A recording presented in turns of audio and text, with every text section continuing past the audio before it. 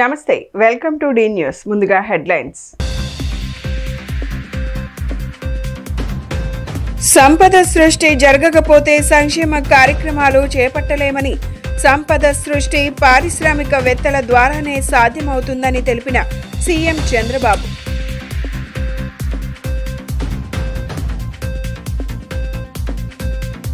అంగన్వాడీ కేంద్రాలను సర్వాంగ సుందరంగా తీర్చిదిద్ది సకల సౌకర్యాలు కల్పించే విధంగా రాష్ట్ర ప్రభుత్వం చర్యలు చేపడుతోందని తెలిపిన ప్రభుత్వ విప్ సెంట్రల్ శాసనసభ్యులు బోండా ఉమామహేశ్వరరావు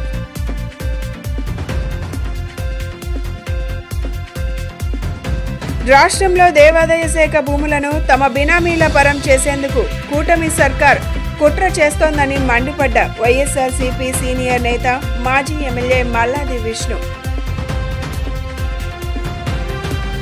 సంపద సృష్టి జరగకపోతే సంక్షేమ కార్యక్రమాలు చేపట్టలేమని సంపద సృష్టి పారిశ్రామికవేత్తల ద్వారానే సాధ్యమవుతుందని సీఎం చంద్రబాబు అన్నారు. ఢిల్లీలో జరిగిన సిఐఐ వార్షిక సమ్మేళనంలో ఆయన పాల్గొని ప్రభుత్వ విధానాలు, ఏపీలో అభివృద్ధి, పెట్టుబడుల అవకాశాలను వివరించారు. సంపద సృష్టిలో ఏపీకి పారిశ్రామికవేత్తలు సహకరించాలని కోరారు. పివి నరసింహారావు ప్రవేశపెట్టిన ఆర్థిక సంస్కరణలు దేశ గతిని మార్చేస్తాయన్నారు. 1990లో ఇంటర్నెట్ విప్లవం వచ్చిందని, దాన్ని ముందుగా అందుకున్న వాళ్లలో తాను ఒకటినని చంద్రబాబు పేర్కొన్నారు. ప్రస్తుతం భారత్కు జనాభా అనుకూలత ఉందన్న చంద్రబాబు డెమోగ్రాఫిక్ డివిడెండ్ను భారత్ సరిగ్గా ఉపయోగించుకోవాలన్నారు. ప్రస్తుతం ఏఐ, క్వాంటమ్ కంప్యూటరింగ్, డ్రోన్లు కీలక పాత్ర పోషిస్తున్నాయన్నారు. సరైన సమయంలో సరైన నాయకుడిగా మోదీ ప్రధానిగా ఉన్నారని చెప్పారు. మోదీ నాయకత్వం దేశానికి ఒక ప్రధాన బలం. అమరావతిలో దేశంలోనే మొట్టమొదట క్వాంటమ్ వ్యాలీని ఏర్పాటు చేస్తున్నాం. గతంలో ఈజ్ ఆఫ్ డూయింగ్ బిజినెస్ అన్నాను, ఇప్పుడు స్పీడ్ ఆఫ్ డూయింగ్ బిజినెస్ అంటున్నాను. ఆర్సెల్ఆర్ మిట్టల్ పరిశ్రమ ప్రారంభం కాబోతోంది. అలాగే విశాఖకు గూగుల్ రాబోతోంది అని సీఎం చంద్రబాబు తెలిపారు. ఈ ప్రాజెక్టుల ద్వారా 4.5 లక్షల ఉద్యోగాలు వస్తాయన్నారు. మైనింగ్, టూరిజంలోనూ ఏపీలో మంచి అవకాశాలు ఉన్నాయన్నారు. గతంలో ఉమ్మడి ఏపీ సీఎంగా ఉన్నప్పుడు వరుసగా 7-8 ఏళ్లు సిఐఐ సదస్సులు నిర్వహించామన్నారు. మొదటి నుంచి పారిశ్రామికవేత్తలను ప్రోత్సహిస్తూ వచ్చానని చంద్రబాబు వివరించారు.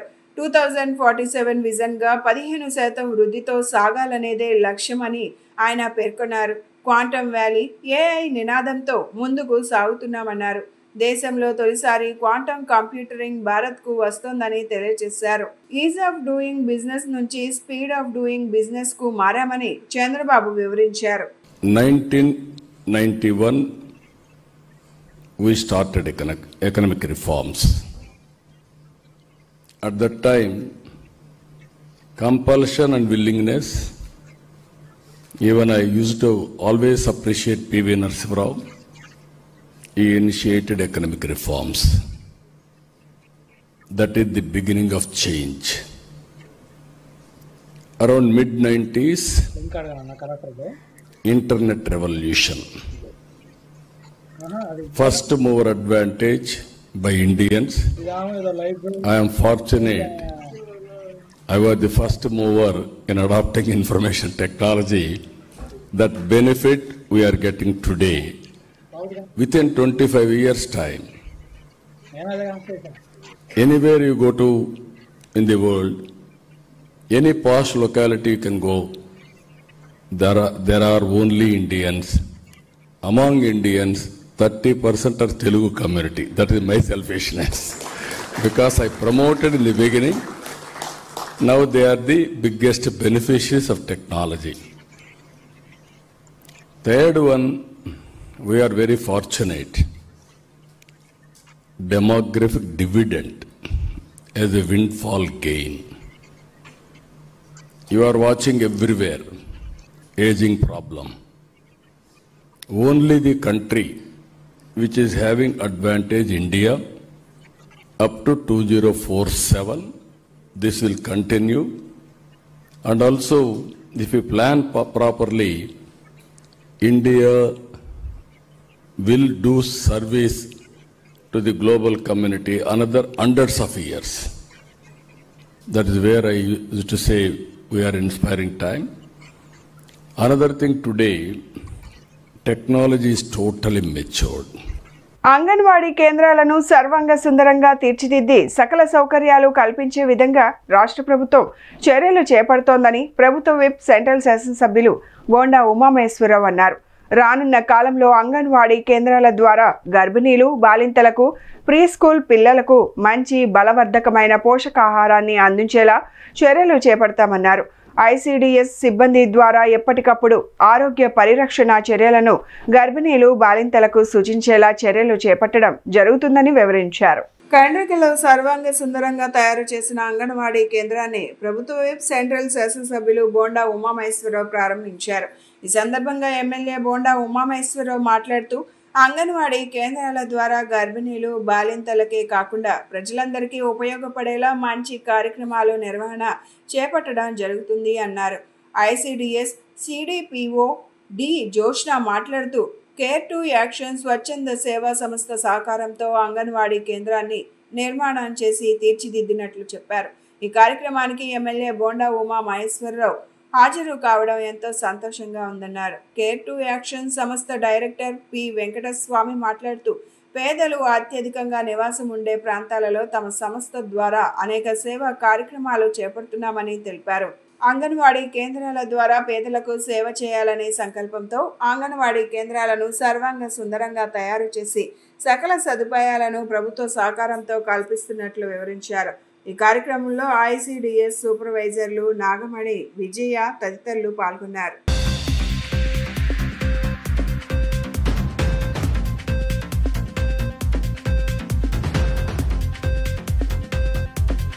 ఈరోజు కేర్ టు యాక్షన్ తరపున మా అంగన్వాడీ సెంటర్ ఇక్కడ కండ్రిక 4, 6, 10 సెంటర్లు 3 మెర్జర్ సెంటర్లు ఇక్కడ ఉండటం జరిగింది. అయితే గతంలో ఆ సెంటర్లు ఏంటంటే చాలా కొంచెం శిథిలావస్థలాగా ఉన్నట్టు ఉన్నాయి. అయితే మాకు కేర్ టు యాక్షన్ తరపున వెంకటస్వామి గారు డైరెక్టర్ గారు చాలా రెన్యువల్ చేసి చాలా అసలు కొత్త దానిలాగా మాకు ఇక్కడ తయారు చేశారు. అయితే మన ఎమ్మెల్యే గారు కూడా దీన్ని ఓపెన్ చేయటం జరిగింది. ఇక్కడైతే మాకు 3 సెంటర్లు ఉన్నాయి. 3 సెంటర్లో 50 మంది, ఇంచుమించుగా 50 మంది పిల్లలు వస్తారు సెంటర్కి. వాళ్ళకి మేము ప్రీ స్కూల్ ఎడ్యుకేషన్ కానీ, తర్వాత గర్భవతులు, బాలింతలకి మనం కిట్లు కానీ అన్నీ ప్రొవైడ్ చేయడం జరుగుతుంది. ఇది అంగన్వాడీ సేవ చేయటం జరుగుతుంది. కేర్ టు యాక్షన్ అనేది ఒక స్వచ్ఛంద సంస్థ. మేము మహిళల కోసం, పిల్లల కోసం పనిచేస్తున్నాము.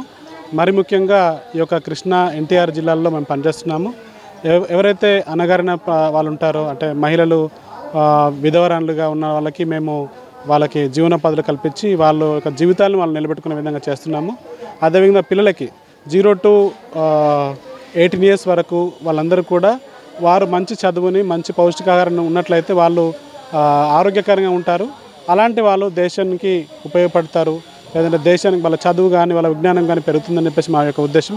కాబట్టి ఎట్టి పరిస్థితుల్లో కూడా ఏ పిల్లలు కూడా ఖచ్చితంగా అంటే 0 to 18 years పిల్లలు ఉన్న వాళ్ళు అంగన్వాడీ సెంటర్లో, ప్రైమరీ స్కూల్లో, హై స్కూల్లో ఉండి వాళ్ళు చదువుకునే విధంగా మేము వారికి గవర్నమెంట్ తరఫున మేము పని ఎందుకు చేస్తామంటే, గవర్నమెంట్ చేసే పనిని ఇంకా ఎక్కువ అభివృద్ధి చెందాలంటే, ఇంకా ఎక్కువ తీసుకెళ్లాలంటే పేద ప్రజలు ఎవరైతే ఉంటారో వాళ్ళందరికీ కూడా మేము సాయం చేయడం కోసము గవర్నమెంట్తో కలిసి పనిచేస్తున్నాము.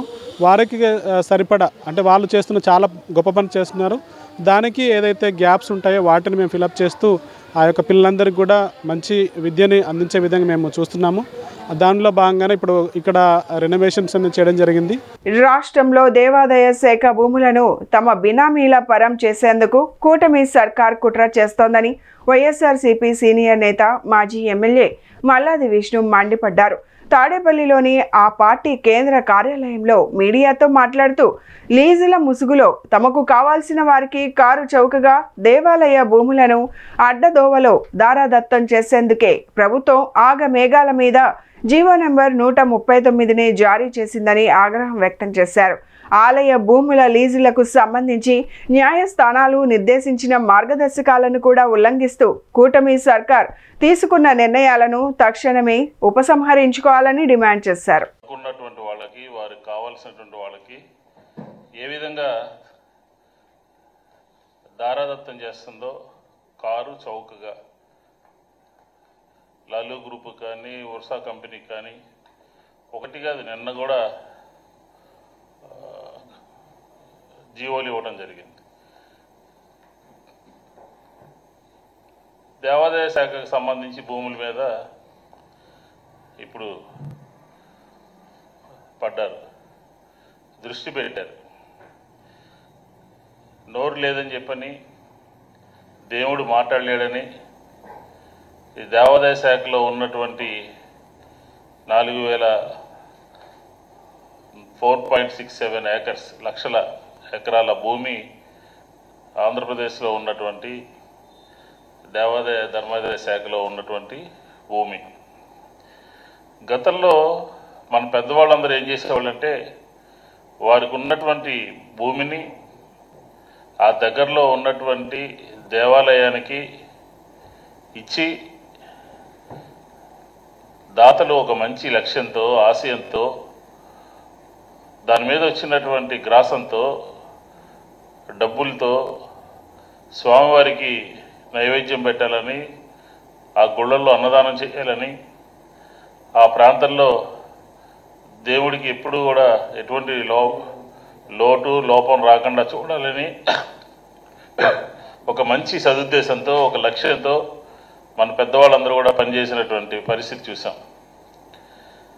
దాన్ని రాను రాను ఈ దేవాదాయ భూములు ఎలా తయారైందంటే ప్రభుత్వం తన ఇష్టం వచ్చినటువంటి తనకు కావాల్సినటువంటి వారికి దారాదత్తం చేయడం కోసం మారుతున్న పరిస్థితులకు అనుగుణంగా గ్రంథాలయాలను వినియోగించుకునేందుకు అనువుగా తీర్చిదిద్దాల్సిన ఆవశ్యకత ఉందని జిల్లా కలెక్టర్ లక్ష్మీ షా అన్నారు.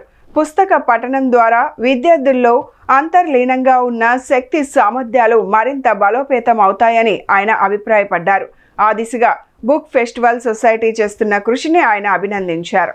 ఆంధ్రప్రదేశ్ గ్రంథాలయ పునర్వికాస ఉద్యమ వేదిక విజయవాడ బుక్ ఫెస్టివల్ సొసైటీ స్వేట్స్ ఆంధ్రప్రదేశ్ సంయుక్త ఆధ్వర్యంలో గ్రంథాలయాలపై వర్క్ షాప్ కొనసాగుతుంది.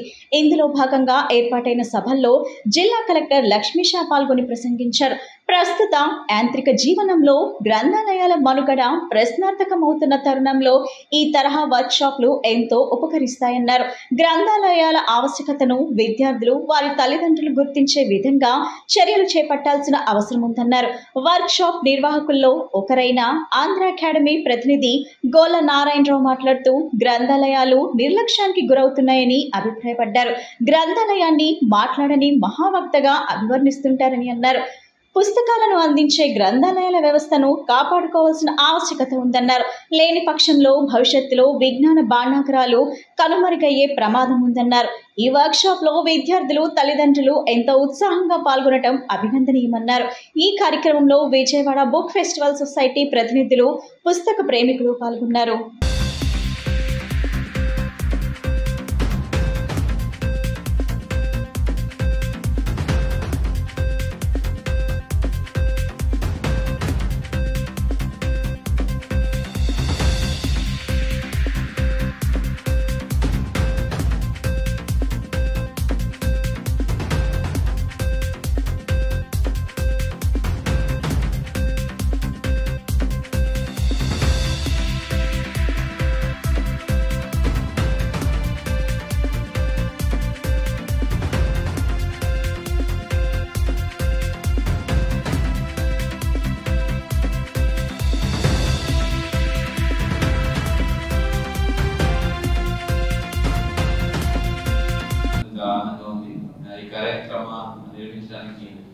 కృషి చేసిన ప్రతి ఒక్కరికి, వేదిక మీద ప్రతి ఒక్కరికి, అలాగే వేదిక ముందున్న ప్రజలందరికీ ఉదయపూర్వక అభినందనలు తెలియజేస్తున్నాను.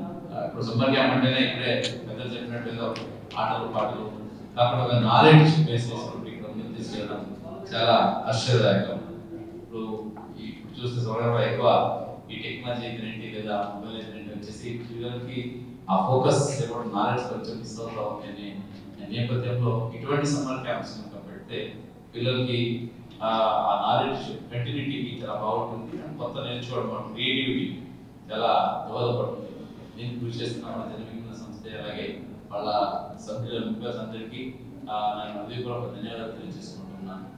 కార్యక్రమం ఇంపాక్ట్ అర్థవంతులు నేను అంటున్నాను కాబట్టి సో అడిగిన వెంటనే రాగలని వచ్చాను, చాలా నేర్చుకున్నాను. ఇటువంటిది ఇంకా ఎట్లా ముందుకు తీసుకెళ్ళాలి, మన పిల్లలందరికీ ఇటువంటిది ఎట్లా చేయించాలి దాని గురించి మీ దగ్గర నుంచి మళ్ళీ సలహా సూచనలు తీసుకొని వీలైతే ప్రభుత్వం ద్వారా అంటే గవర్నమెంట్ డిస్ట్రిక్ట్ అడ్మినిస్ట్రేషన్ ద్వారా కూడా వచ్చే సెలవుల్లో కాబట్టి ఇక్కడ వేరే చోటైనా దీన్ని ముందుకు తీసుకెళ్ళడానికి కృషి చేద్దాం ఈ సందర్భంగా తెలియజేసుకుంటున్నాను.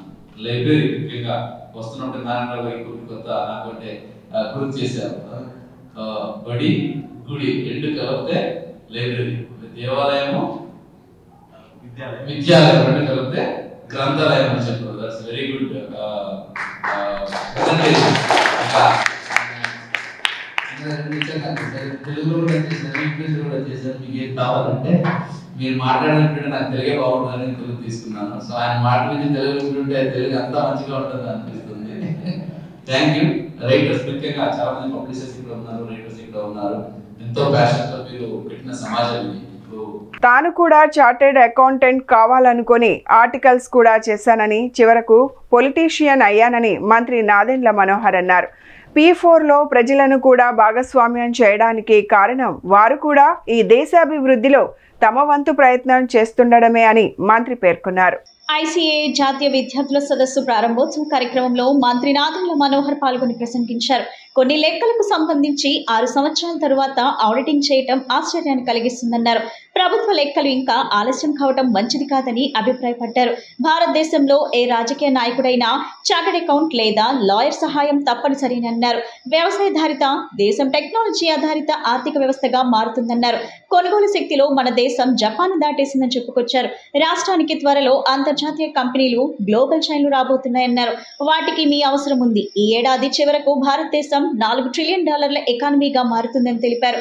ముఖ్యమంత్రి చంద్రబాబు నాయుడు, డిప్యూటీ సీఎం పవన్ కళ్యాణ్ నాయకత్వంలో $2.4 ట్రిలియన్ స్టేట్ గా 2047 నాటికి ఏపీ లక్ష్యంగా పెట్టుకుందని వెల్లడించారు. వాట్సాప్ ద్వారా పంట కొనుగోలుకు అవకాశం ఇస్తే 74,000 మంది రిజిస్టర్ అయి 18,000 మంది తమ పంటను పూర్తి స్థాయిలో టెక్నాలజీని వాడుకొని అమ్మారన్నారు. అమరావతిలో క్వాంటమ్ వ్యాలీ గేమ్ చేంజర్ అవుతుందన్నారు. స్మార్ట్ రేషన్ కార్డులు త్వరలోనే అందుబాటులోకి తెస్తున్నామని తెలిపారు. రైతులు అమ్మిన ధాన్యం బస్తాలకు QR కోడ్లను ఏర్పాటు చేస్తున్నామని అన్నారు.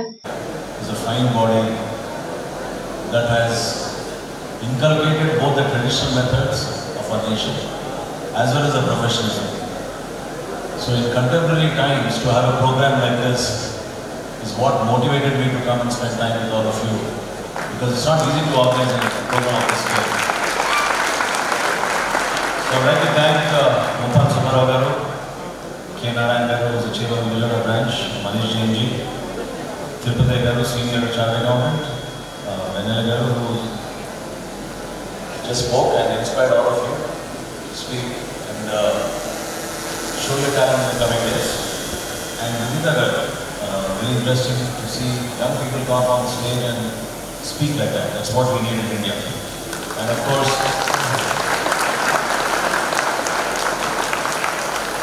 I would have been here if it was not for the invitation of Jayanta Jansena Charvaka.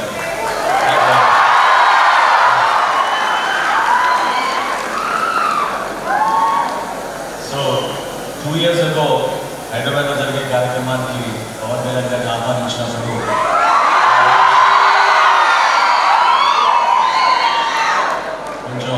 కూడా వెన్యూలో కొంచెం ఇష్యూస్ ఉండింది. ఈరోజు కూడా ముందుగా అనుకున్న వేదిక కాకుండా ఈరోజు ఇక్కడ మనం కూర్చోవడం it's an excellent opportunity. I just want to share a few things with you because even I wanted to be a chartered accountant. After my degree, I did articleship for 1 year, but then I got into MBA and then I moved on with my MBA degree. So it always used to bother me when I went for audits, especially to government corporations. It was the year 1984 and we were doing audits of 1978-79.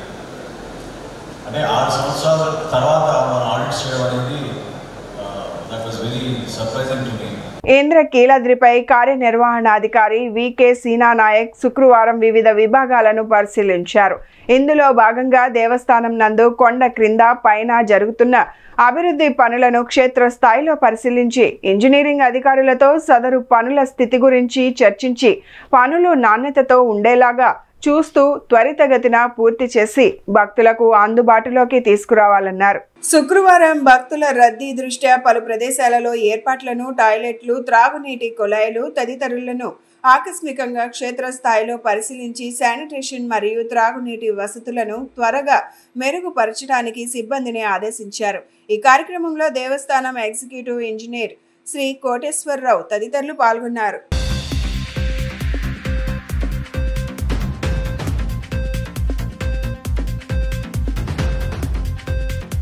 విజయవాడలోని sub jail నుంచి గన్నవరం మాజీ MLA Vallabhaneni వంశీని భారీ భద్రత నడుమ పోలీసులు ఆయుష్ ఆసుపత్రికి తరలించారు.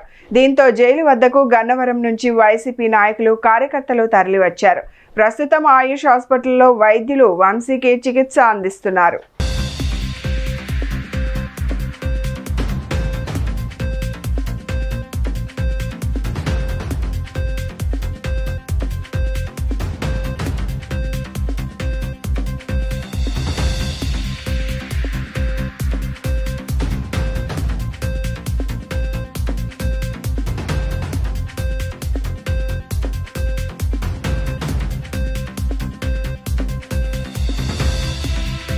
గుణదల ప్రాంత వాసుల చిరకాల వాంఛ అయిన గుణదల ఫ్లైఓవర్ పనులను పూర్తి చేసే దిశగా చర్యలు చేపడుతున్నట్లు సెంట్రల్ ఎమ్మెల్యే బోండా ఉమామహేశ్వరరావు తెలిపారు. ఎంపీ కేశినేని శివనాథ్తో కలిసి వివిధ శాఖల సమన్వయంతో పనులు వేగరపరుస్తున్నామన్నారు. సెంట్రల్ నియోజకవర్గంలో 5 వంతెనలు నిర్మించాల్సిన అవసరం ఉందని, రానున్న 5 ఏళ్లలో అన్నిటినీ పూర్తి చేస్తామని ఆయన స్పష్టం చేశారు. గుణదల 1వ డివిజన్లోని గుణదల నుండి దావ్ బుచ్చాయి కాలనీ వరకు రోడ్డు నిర్మాణ పనులకు స్థానిక నేతలతో కలిసి ఎమ్మెల్యే బోండా ఉమా శంకుస్థాపన చేశారు. ఈ సందర్భంగా ఆయన మాట్లాడుతూ గుణదల వాసుల చిరకాల కల అయిన 2 ఓవర్ బ్రిడ్జ్ల నిర్మాణం త్వరలోనే ప్రారంభిస్తామని అన్నారు.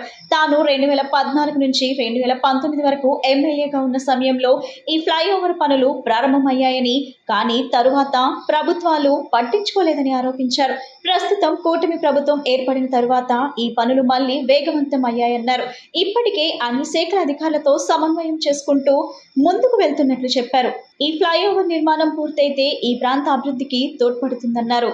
సెంట్రల్ నియోజకవర్గంలో మొత్తం 5 పై వంతెనల అవసరం ఉందని, వచ్చే 5 ఏళ్లలో వీటిని పూర్తి చేస్తామని బోండా ఉమా హామీ ఇచ్చారు. 78.17 లక్షల రూపాయల వ్యయంతో గుణదల నుండి దావ్ బుచ్చాయి కాలనీ వరకు రోడ్డు నిర్మాణం చేపడుతున్నట్లు తెలిపారు.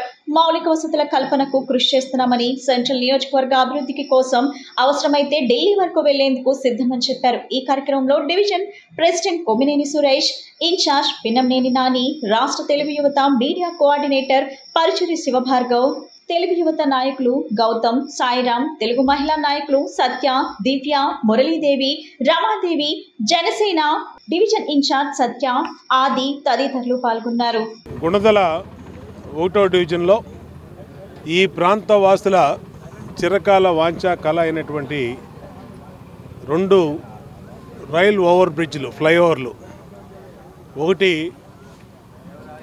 గేట్ నెంబర్ 316 డఫండమ్ స్కూల్ దగ్గర అక్కడ ఒకటి, ఇది 2009లో స్టార్ట్ చేసినటువంటి ఇక్కడ ఉల్లచారు కంపెనీ దగ్గర ఉన్నటువంటి ఈ 2 ఫ్లైఓవర్లు కూడా ఈ ప్రాంతంలో ఈ నిర్మాణం కనుక పూర్తయితే ఈ ప్రాంతంలో కనెక్టివిటీ పెరగడంతో పాటు వేగంగా మొత్తం ఏరియా మొత్తం అభివృద్ధి చెందుతుంది. దానికి గతంలో కూడా తెలుగుదేశం ప్రభుత్వం 2014, 2019లో నేను శాసనసభ్యుడిగా ఉన్నప్పుడు మరి చంద్రబాబు నాయుడు గారి దృష్టికి తీసుకెళ్ళి అనేక రకాలుగా ఈ ఫ్లైఓవర్ని పూర్తి చేయాలని ప్రయత్నం చేసాం. ఆ రోజు ఇక్కడ ఉన్నటువంటి సగం చేసినటువంటి కాంట్రాక్టర్ కోర్టులకు వెళ్ళటం, ఆర్బిట్రేషన్ పిటిషన్స్ కోర్టులో ఉండటం వల్ల అవలా. తర్వాత వచ్చిన ప్రభుత్వాలు పట్టించుకోలేదు. మళ్ళీ ఇవాళ అభివృద్ధి పథంలో ముందుకు తీసుకెళ్లే తెలుగుదేశం ప్రభుత్వం వచ్చినాక వేగంగా ఈ పనులన్నింటిని కూడా మొదటి నుంచే మొదలుపెట్టాం. పార్లమెంట్ సభ్యులు కేశినేని శివనాథ్ చిన్ని, అలాగే నేను దీని మీద నిరంతరం కూడా కలెక్టర్ గారి ఆధ్వర్యంలో ఇప్పటికే అనేక రివ్యూలు జరిపాం. డిఆర్ఎంలు, ఏఆర్ఎంలు, అలాగే సీనియర్ సూపరింటెండెంట్ ఇంజనీర్లు, మిగిలినటువంటి అధికారులతో జాయింట్ ఇన్స్పెక్షన్స్ కూడా ఇప్పటికీ పూర్తి చేయడం జరిగింది. ప్రధానంగా సెంట్రల్ నియోజకవర్గంలో 5 ఫ్లైఓవర్లు కావాల్సినటువంటి అవసరం ఉంది. ఈ ఒకటో డివిజన్లోనే 2 ఫ్లైఓవర్లు. కూటమి ప్రభుత్వం ఎన్నికల ముందు ఇచ్చిన హామీల్లో ఏడాది కాలంలో ఒక్కటి కూడా పూర్తిగా అమలు చేయకుండా ప్రజలను వెన్నుపోటు పొడిచిందని వైఎస్ఆర్సీపీ రాష్ట్ర సమన్వయకర్త సజ్జల రామకృష్ణారెడ్డి మండిపడ్డారు.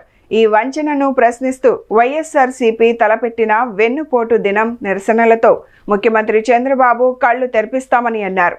తాడేపల్లి వైఎస్ఆర్సీపీ కేంద్ర కార్యాలయంలో జూన్ 4న పార్టీ ఆధ్వర్యంలో రాష్ట్ర వ్యాప్తంగా తలపెట్టిన వెన్నుపోటు దినం కార్యక్రమం పోస్టర్ను పార్టీ నాయకులతో కలిసి ఆయన ఆవిష్కరించారు.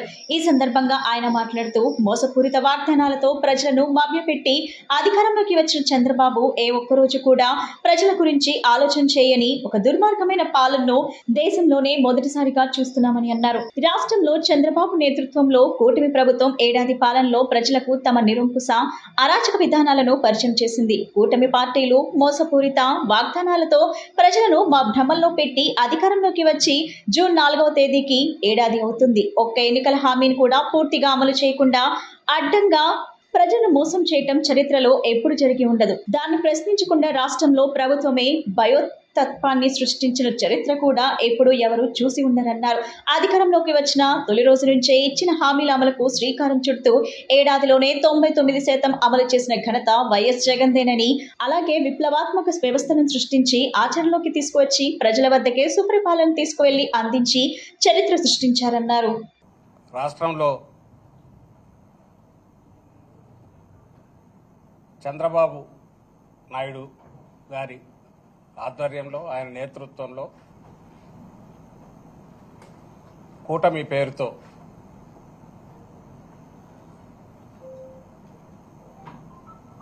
మొదలైన అరాచకపు, నిరంకుశ, మోసపూరిత పాలనకు, మోసపూరిత వాగ్దానాలతో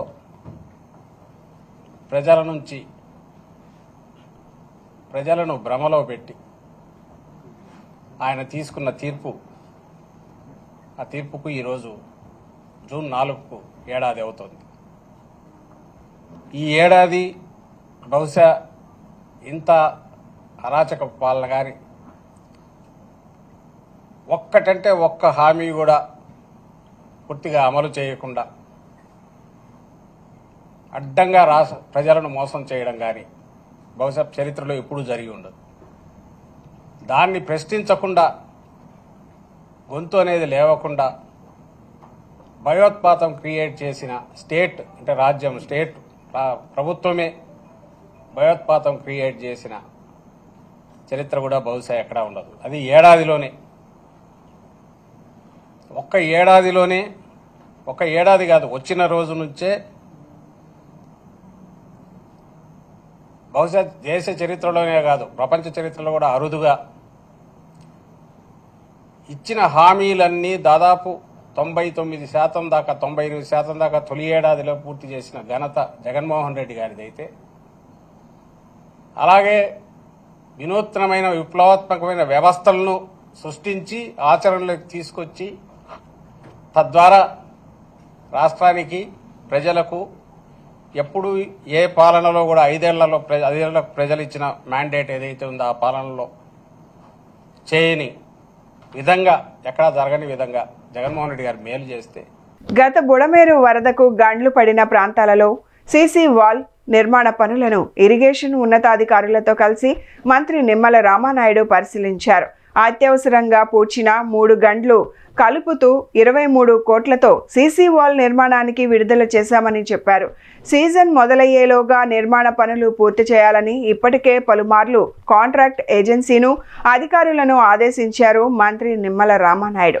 పనులు నత్తనడకన సాగుతుండడంపై కాంట్రాక్ట్ ఏజెన్సీకి నోటీసులు జారీ చేయడంతో పాటు అధికారులపై ఆగ్రహం వ్యక్తం చేశారు. పనులు వేగవంతం చేసేలా మెషినరీ, మ్యాన్ పవర్ పెంచుకొని 3 షిఫ్ట్లలో రాత్రి పగలు పనులు చేయాలని మంత్రి ఆదేశించారు.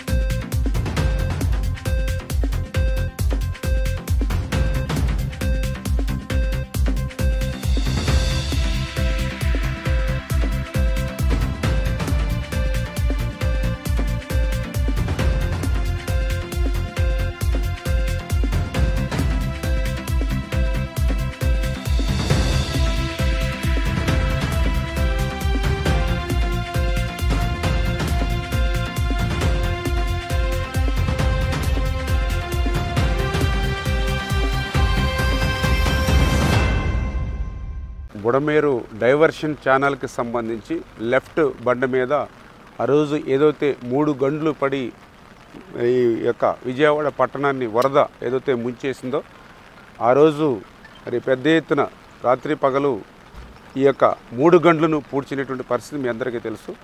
భవిష్యత్తులో కూడా ఎక్కడైతే గతంలో గంటలు పడ్డాయో అక్కడే మళ్ళీ గంటలు పడేటువంటి అవకాశం, ఎందుకంటే మొన్న వరదకి కాదు గతంలో ఎప్పుడు వరద వచ్చినా కూడా ఈ ప్రాంతంలోనే పులివాగుకి వచ్చేటువంటి ఏదైతే వాగు ఉందో దానికి ఆపోజిట్గానే ఈ బండ ఉండడం వల్ల ప్రతిసారి ఇక్కడే బండకి గండి పడుతుందని ఏదైతే అధికారులు కానీ ఇక్కడ ఉన్నటువంటి స్థానికులు కానీ చెప్పినటువంటి మీదట గౌరవ ముఖ్యమంత్రి గారు యొక్క ఆదేశాల ప్రకారం 28 కోట్ల రూపాయలతోటి ఈ 3 గంటలు వెంబడి కూడా ఒక పర్మనెంట్గా ఒక సీసీ వాల్ని నిర్మాణం చేయాలని చెప్పేసి టెండర్స్ని కూడా మనం పిలవడం జరిగింది. అందులో అగ్రిమెంట్ వాల్యూగా 23 కోట్ల రూపాయలతో పనులు చేపట్టడం జరిగింది. అయితే ఆ చేసేటువంటి పనుల్ని మరి ఇంకా వేగవంతం చేయవలసిన అవసరం అయితే ఖచ్చితంగా ఉంది. ఎందుకంటే ఈ ప్రారంభించినటువంటి పనులన్నీ కూడా అప్పుడే నేను 3 సార్లు ఇక్కడికి రావడం జరిగింది. చాలా నత్తనడకన నడుస్తున్నటువంటి పరిస్థితి. ఇట్లా అవుతే ఈ సీజన్లో పూర్తి కాగనేటువంటి పరిస్థితి ఉంటుంది. అందుకే ఇప్పుడు ఏజెన్సీని కూడా క్లియర్గా హెచ్చరించడం జరిగింది, అధికారులను కూడా సీరియస్గా హెచ్చరించడం జరిగింది. ఆ ఏజెన్సీకి కూడా ఆల్రెడీ ఇప్పుడే ఒక నోటీస్ కూడా ఇవ్వడం జరిగింది. అవసరమైతే ఇన్ టైంలో చేయకపోతే బ్లాక్ లిస్ట్లో కూడా పెడతామని చెప్పేసి కూడా హెచ్చరించి ఈ యొక్క ప్రజలకి ఏ విధమైన ఇబ్బంది లేకుండా ఇమ్మీడియట్లీ యుద్ధ ప్రాతిపదికన షెడ్యూల్ని కూడా ఎవ్రీడే ఏ రోజుకు ఆ రోజు జరిగేటువంటి పని కూడా షెడ్యూల్ని పెట్టుకుని షిఫ్ట్లు కూడా 3 షిఫ్ట్ల కింద 3 8 24 గంటలు షిఫ్ట్లు పెట్టుకుని యుద్ధ ప్రాతిపదికన ఆ పనులు ఏదైతే ఈ నత్తనడకన జరుగుతున్నటువంటి పనులను స్పీడ్ చేసేటువంటి విధంగా రేపు వర్షాకాలం అంటే ఈ సీజన్ ఆల్రెడీ స్టార్ట్ అయిపోతుంది. రేపు మళ్ళీ ఏ ఒక్క ఇబ్బంది లేకుండా 10-15 రోజుల్లోనే ఈ పనులన్నీ కూడా ఒక కొలిక్కి తీసుకురమ్మని చెప్పి కూడా సీరియస్గా అధికారులకి ఏజెన్సీ కూడా చెప్పడం జరిగిందని చెప్పి తెలియజేస్తుంది. కూటమి ప్రభుత్వం అనుసరిస్తున్న ప్రజా వ్యతిరేక విధానాలను నిరసిస్తూ జూన్ 4వ తేదీన జరగబోతున్న వెన్నుపోటు దినం రాష్ట్ర వ్యాప్తంగా నిర్వహిస్తున్నామని మాజీ మంత్రి అంబటి రాంబాబు వైఎస్ఆర్సీపీ మంగళగిరి నియోజకవర్గ ఇన్ఛార్జ్ దొంతిరెడ్డి వేమారెడ్డి తెలిపారు. వైఎస్ఆర్ కాంగ్రెస్ పార్టీ అధినేత జగన్మోహన్ రెడ్డి పిలుపు మేరకు 175 జిల్లాలలో నిర్వహించనున్నారు. నియోజకవర్గంలోని ప్రతి కార్యకర్త ఈ వెన్నుపోటు దినోత్సవ కార్యక్రమం గురించి ప్రజలకు తెలియజేయాలని, ప్రజలను కూటమి ప్రభుత్వం మోసం చేసిన విధానంపై ఈ వెన్నుపోటు దినోత్సవ కార్యక్రమం నిర్వహిస్తున్నామని పేర్కొన్నారు. సరే, ఆ 3 రోజుల పాటు నిర్వహిస్తే చూస్తే ఆ డయాస్ మీద ఆర్పాటం బాగా చేశారులే, దానిలో ఏమీ సందేహం లేదు. బాగా డబ్బులున్న రాజకీయ పార్టీ, అధికారంలో ఉన్నటువంటి రాజకీయ పార్టీ కాబట్టి బూతులు, భజనలు, మభ్యపెట్టే మాటలు, కబుర్లు ఇవి కొద్దిగా లోతుగా పరిశీలిస్తే మొత్తం అంతా పెద్ద అబద్ధతాభావం చంద్రబాబు నాయుడు గారికి. ఆ అబద్ధతాభావం అనేది చాలా స్పష్టంగా కనిపిస్తూ వచ్చింది. 3 రోజుల పాటు జరిగినటువంటి ఈ మహానాడులో వారు ఇచ్చిన హామీలు సూపర్ 6, సూపర్ 7 అవి కాక 148 హామీలు ఇచ్చారు. 3 రోజుల పాటులో 3 హామీలైనా మేము నెరవేర్చాము అని చెప్పుకునే ధైర్యం లేదు, అని చెప్పుకొని ముందుకెళ్లే పరిస్థితి లేనటువంటి దౌర్భాగ్యమైన పరిస్థితుల్లో ఆర్భాటం చేసి డైవర్ట్ చేసుకునేటువంటి కార్యక్రమాలు చేశారు. తెలంగాణ నుంచి, అక్కడి నుంచి, ఇక్కడి నుంచి కొంతమంది కేతుగాళ్లను, కొంతమంది హాస్యనటుల్ని తీసుకొచ్చి స్కిట్లేసి డైవర్ట్ చేసేటటువంటి పరిస్థితి తెచ్చారు తప్ప సూటిగా ప్రజలకు ఈ సంవత్సరం పాటు మేము ఇది చేశాము అని చెప్పుకున్నటువంటి సందర్భమే 3 రోజులు ఎక్కడ కనిపించవా. రైతు భరోసా అన్నారు. నేను మనవి చేస్తున్నా, చంద్రబాబు నాయుడు గారు రైతు భరోసా కింద సంవత్సరానికి 20,000 రూపాయలు అన్నారు. పోయిన సంవత్సరం ఇవ్వలా, 20,000 రూపాయలు బాకీ రైతుకి. మళ్ళా ఈ సంవత్సరం ఇవ్వాలి, అది ఇవ్వలా. ఈ 40,000 ఎప్పుడు ఇస్తారు అనేది మహానాడులో ఎక్కడ చెప్పలా, చెప్పే ప్రయత్నం కూడా చేయలా. తమ పొట్టపైనే కొట్టే చర్యలను రాష్ట్ర ప్రభుత్వం వెంటనే విడనాడాలని Andhra Pradesh ration mobile dispenser unit operators సంఘం రాష్ట్ర నాయకులు వీరయ్య డిమాండ్ చేశారు. ప్రభుత్వ విధానాలతో రాష్ట్ర వ్యాప్తంగా ఇంటింటికి రేషన్ పంపిణీ వ్యవస్థలో 9,260 మంది ఎండియు ఆపరేటర్లు జీవనోపాధి దెబ్బతింటుందని ఆవేదన వ్యక్తం చేశారు. తమను నిరవధికంగా ఆపేసే రీతిలో ప్రభుత్వం వ్యవహరిస్తే రాష్ట్ర వ్యాప్తంగా ఆందోళన చేపడతామన్నారు. ఎండియు ఆపరేటర్స్ కు ప్రభుత్వ పరంగా చెల్లించాల్సిన బకాయిలను తక్షణమే చెల్లించాలని డిమాండ్ చేశారు. తమ సమస్యల పరిష్కారం కోరుతూ Andhra Pradesh ration MDU operators Vijayawada Dharna Chowk లో ధర్నా నిర్వహించారు. ఎండియు ఆపరేటర్లను ప్రభుత్వం ఆపేదలుచుకుంటే తక్షణమే బకాయిలను చెల్లించాలని నినాదాలు చేశారు. ఈ ధర్నాలో పాల్గొన్న ఎండియు ఆపరేటర్ల సంఘం రాష్ట్ర నాయకుడు వీరయ్య మాట్లాడుతూ ప్రభుత్వ వ్యవహార శైలి 9,260 మంది ఎండియు ఆపరేటర్లను రోడ్డున పడేస్తుందన్నారు. ఈ నెల మే 20వ తేదీ కేబినెట్ తీసుకున్నటువంటి నిర్ణయం వల్ల సుమారుగా 9,260 ఆపరేటర్లు మరియు 9,260 మంది హెల్పర్లు కుటుంబాలు రోడ్డున పడ్డాయన్నారు. వీరందరికీ యథావిధిగా జీవనోపాధి పొందడానికి వీలుగా రేషన్ డీలర్లుగా పనిచేసే అవకాశం కల్పించాలన్నారు. లేదంటే రాష్ట్ర వ్యాప్తంగా ప్రభుత్వంలో అనేక శాఖల్లో ఉద్యోగులు బ్యాక్లాగ్ పోస్టులు ఉన్నాయని ఆయా పోస్టుల్లో నియమించి ప్రభుత్వం ఎండియు ఆపరేటర్లను ఆదుకోవాలని అన్నారు.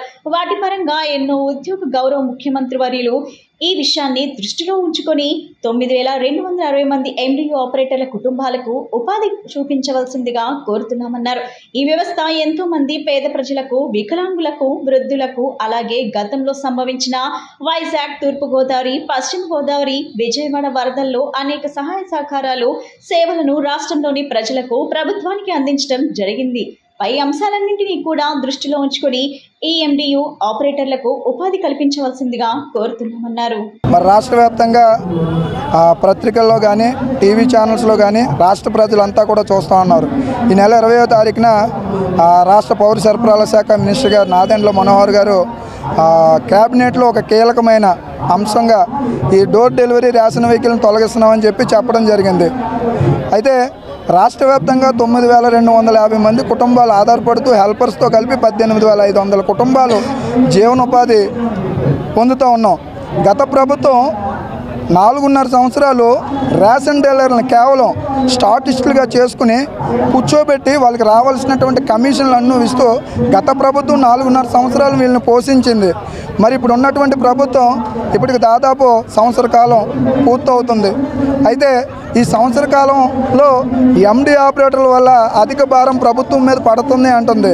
మరి ఏ విధంగా పడుతుందని మంత్రి గారిని మేము వెచ్చిస్తూ ఉన్నాం. ఎందుకంటే సాక్షాత్తు ముఖ్యమంత్రి చంద్రబాబు నాయుడు గారే చెప్పారు, ఈ వ్యవస్థ 79% అద్భుతంగా పనిచేస్తుంది, దీన్ని మేము కొనసాగిస్తామని చెప్పి విజయవాడ వరద ప్రభావిత ప్రాంతాల్లో కానీ సంబంధిత వెస్ట్ గోదావరిలో కూడా సర్వేలో కూడా తేలింది. ప్రజలందరూ కూడా హర్షం వ్యక్తం చేస్తున్నారు. ఈ పథకం ఇంటి వద్దకే ఉన్నటువంటి డోర్ డెలివరీ మాకు చేస్తూ ఉన్నారు, దీన్ని తీసేయడం కూడా ప్రజలు హర్షం చేస్తున్నారు. మరొకసారి రాష్ట్ర ప్రభుత్వానికి మీకు విజ్ఞప్తి చేస్తున్నాం, మరొకసారి రీసర్వే మీ యొక్క గ్రామ పరిధిలో ఎంఆర్ఓలు, విఆర్ఓలు వీళ్ళందరితో కూడా మరొకసారి రీసర్వే చేసి ఈ పథకాన్ని మళ్ళీ కొనసాగిస్తారని మేమందరం కూడా రోడ్డును పడిపోతున్నాం. మా ఆవేదన మా పొట్ట మీద కొట్టద్దని మరొకసారి చెప్తా ఉన్నాం.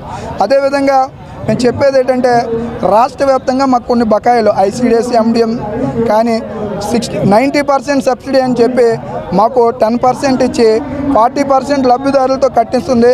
ఏదైతే 30% ఉందో 57 నెలలు దాన్ని మాకు తిరిగి చెల్లించాలి. అదేవిధంగా వెంటనే మమ్మల్ని విధుల్లోకి తీసుకోవాలి. కేంద్ర ప్రభుత్వం కార్మిక హక్కులను హరించేలా చేపడుతున్న నల్ల చట్టాలను తక్షణమే రద్దు చేయాలని భారత కార్మిక సంఘాల సమైక్య ఐఎఫ్టియు రాష్ట్ర ప్రధాన కార్యదర్శి రామకృష్ణ డిమాండ్ చేశారు. భారత కార్మిక సంఘాల సమైక్య రాష్ట్ర నాయకులు ఎల్వి కుటుంబారావు 3వ వర్ధంతి సభ గాంధీనగర్ ప్రెస్ క్లబ్లో నిర్వహించారు. ఈ సందర్భంగా ఐఎఫ్టియు రాష్ట్ర ప్రధాన కార్యదర్శి రామకృష్ణ మాట్లాడుతూ ఎల్వి కుటుంబరావు ఆశయ సాధనకు సమైక్య ఆధ్వర్యంలో కృషి చేయనున్నట్లు వివరించారు. కేంద్ర రాష్ట్ర ప్రభుత్వాలు కార్మికుల సంక్షేమాన్ని విస్మరిస్తున్నాయన్నారు. కేంద్ర ప్రభుత్వం కార్మిక హక్కులను హరించేలా నిర్ణయాలు తీసుకుంటుందని చెప్పారు. కగార్ పేరుతో పాలక ప్రభుత్వాలు విధ్వంసాన్ని సృష్టిస్తున్నాయని ఆవేదన వ్యక్తం చేశారు. ఆపరేషన్ కగార్ ను తక్షణమే నిలుపుదల చేయాలని ఐఎఫ్టియు కోరుతుందన్నారు. త్రివర్ణ పథకానికి కాషాయ రంగు అద్దేలా రాజ్యాంగం యొక్క మూల సూత్రాలను విస్మరించి దేశాన్ని భారతీయ జనతా పార్టీ పాలిస్తుందని చెప్పారు. 40 కోట్ల మంది ప్రజలు ఆకలితో అలమటిస్తున్నారని ప్రభుత్వ గణాంకాలే చెబుతుంటే అవేమీ పట్టించుకొని ప్రభుత్వం దేశంలో మతోన్మాదాన్ని రెచ్చగొట్టేలా పాలన సాగిస్తుందన్నారు. ఇటువంటి పాలకుల విధానాలపై కామ్రేడ్ ఎల్వి కుటుంబరావు పోరాట స్ఫూర్తితో పనిచేస్తామని, కేంద్ర రాష్ట్ర ప్రభుత్వాల కార్మిక వ్యతిరేక విధానాలపై పోరాడతామన్నారు. ఫలితంగా ఎల్వి కుటుంబరావు చిత్రపటానికి నివాళులర్పించారు. సమాజ మార్పు కోసం, ఈ అసమానత లేని సమాజం కోసం అహర్నిశలు పనిచేసినటువంటి ఎల్వి కుటుంబరావు 3వ సంస్మరణ సభని ఈరోజు గాంధీ భవన్లో ప్రెస్ క్లబ్లో జరుపుకుంటూ ఉన్నాం. ప్రధానంగా ఆయన విద్యార్థి దశ నుంచి అలాగే భారత కార్మిక సంఘాల సమైక్య IFTUలో చేరి అలాగే ప్రగతిశీల ఆటో కార్మిక సంఘాన్ని వ్యవస్థాపక అధ్యక్షులుగా కొనసాగినటువంటి ఆయన మానవతావాదిగా కార్మికులకి, ఆటో కార్మికుల హృదయాల్లో నిలిచిపోయినటువంటి వ్యక్తి ఎల్వి కుటుంబరావు. ఆయన ఆశయాలను కొనసాగించడం కోసం, అసమానతలు లేని సమాజం కోసం CPML న్యూ డెమోక్రసీ పార్టీ, భారత కార్మిక సంఘాల సమైక్య కొనసాగుతుందని చెప్పేసి తెలియజేస్తూ, ఈరోజు దేశంలో రాష్ట్రంలో జరుగుతున్నటువంటి ఆర్థిక విధ్వంసం అట్లాగే రాజకీయాల సంక్షోభం ఈరోజు పరాకాష్ఠకు చేరినాయి. ఈరోజు ఎన్నికల్లో అధికారంలోకి వచ్చినటువంటి కూటమి ప్రభుత్వం అసంఘటిత రంగంలో ఉన్నటువంటి 22,000 మంది ప్రమాదాలతో అలాగే మరణించినటువంటి వాళ్ళు ఉంటే కనీసం వాళ్ళకి కాంపన్సేషన్ అనేటువంటిది ఇవ్వకపోవడం చాలా దురదృష్టకరం. చాలా విషయాలు ఎన్నికల ముందు ఇచ్చినటువంటి హామీల పట్ల ప్రభుత్వం ఆలోచించట్లేదు. అసంఘటిత రంగ కార్మికుల సంఖ్య పెరుగుతూ ఉంది. అట్లాగే లేబర్ కోడ్లు రద్దు చేయాలనేటువంటి ఒక డిమాండ్ ముందుకు వచ్చినా కానీ ఇప్పుడున్నటువంటి కూటమి ప్రభుత్వం దాని మీద మాట్లాడట్లేదు. మరొక వైపు విశాఖ ఉక్కు పరిశ్రమ గురించి పెద్ద ఎత్తున ఆందోళనలు జరుగుతూ ఉన్నా, ప్రజలు భవన నిర్మాణ కార్మికులు పెద్ద ఎత్తున ఆందోళన చేస్తున్నా కానీ మొత్తం రాజకీయం అంతా కూడా రాజధాని చుట్టూ, అమరావతి చుట్టూ తిరగటం అనేది ఒక దురదృష్టకరమైనటువంటి అంశం. మరొక వైపు కేంద్రంలో మోడీ ప్రభుత్వం ఈ దేశంలో ఉన్నటువంటి సకల సంపదల్ని కార్పొరేట్ కంపెనీలకు అప్పచెప్పడం కోసం ప్రయత్నం చేస్తుంది. అందులో భాగంగానే ఛత్తీస్గఢ్ అడవుల్లో కగార్ పేరుతోటి పెద్ద విధ్వంసాన్ని, ఆదివాసీలను పట్టున పెట్టుకుంటున్న పరిస్థితి. బులెటిన్ ముగించే ముందు హెడ్లైన్స్ మరొకసారి. సంపద సృష్టి జరగకపోతే సంక్షేమ కార్యక్రమాలు చేపట్టలేమని, సంపద సృష్టి పారిశ్రామికవేత్తల ద్వారానే సాధ్యమవుతుందని తెలిపిన సీఎం చంద్రబాబు.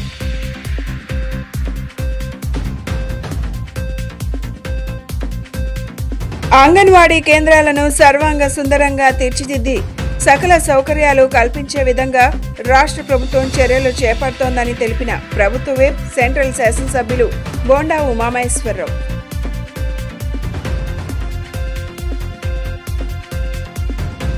రాష్ట్రంలో దేవాదాయ శాఖ భూములను తమ బినామీల పరం చేసేందుకు కూటమి సర్కార్ కుట్ర చేస్తోందని మండిపడ్డ వైఎస్ఆర్సీపీ సీనియర్ నేత మాజీ ఎమ్మెల్యే మల్లాది విష్ణు. ఇవి ఈనాటి bulletin updates. Keep watching D news.